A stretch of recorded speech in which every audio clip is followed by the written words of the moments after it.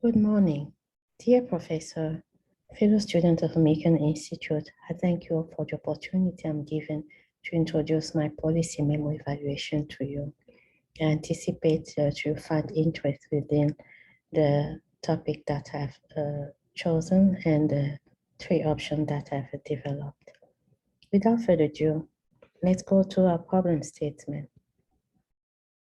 What should Glenn Youngkin, recently elected governor of Virginia, do to reduce the prevalence of opioid abuse and death related to overdose among high school students in Virginia, age 14 to 18?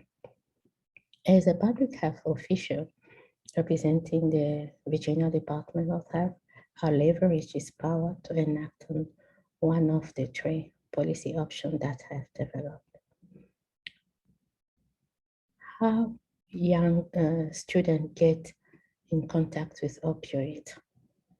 It's most of the time through prescription as a form of painkiller, either for wisdom tooth removal or for post-surgery or for athletic injury that have been prescribed this drug. It can be by social access at home through family members being prescribed opioid and not stored properly, or through a friend sharing drugs. Now let's see this graph here, which shows prescription drug abuse distribution among 12th graders.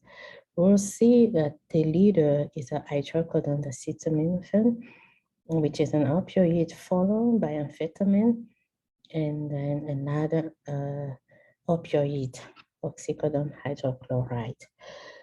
This second graph shows how opioid prescription has been decreasing since 2013, but inversely, opioid overdose death has been increasing. It means they are getting it through an illicit way. These are now the options that I have developed. Option one is an education and prevention program at school. This will imply the implementation of the program within the school curriculum. It will entail evaluation test, and it will have a reward for students who did well.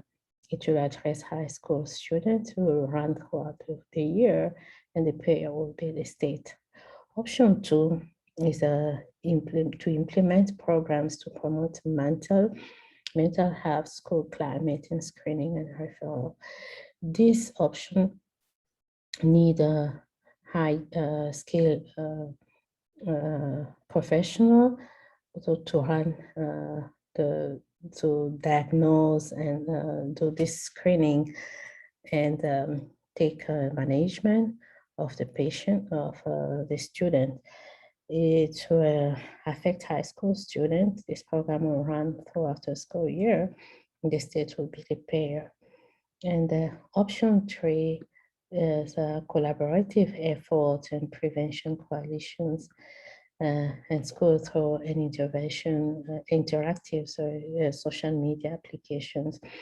This option look trendy because it has a downloadable application on cell phone and the sign-up fees, where coalition can provide school with additional resources and framework for action. It will affect high school students who run.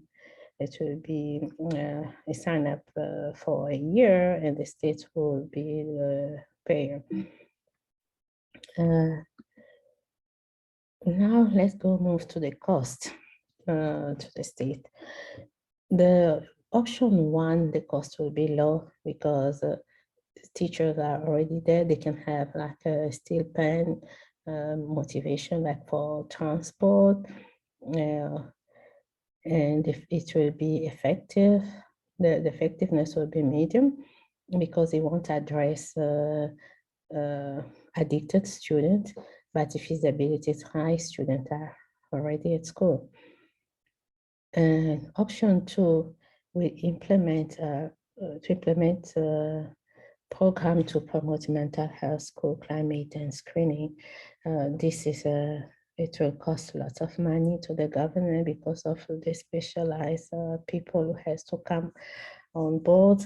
It will be very effective because it will address even addicted students, but feasibility may be low because of the discussions about the money which has to come, the state has to pay, and all these concerns from parents and privacy, all of this. Option 3, the cost will be medium because most of the money will go to the developer, will be the application and the maintenance of the platform. The effectiveness will be low because some students don't have a cell phone or internet connections, and the feasibility is medium. My recommendation will be option 1 because it does not need enrollment. Teacher volunteer can assist. Many the evaluation test and the reward program will increase participation, and it's low cost to the state. Thanks.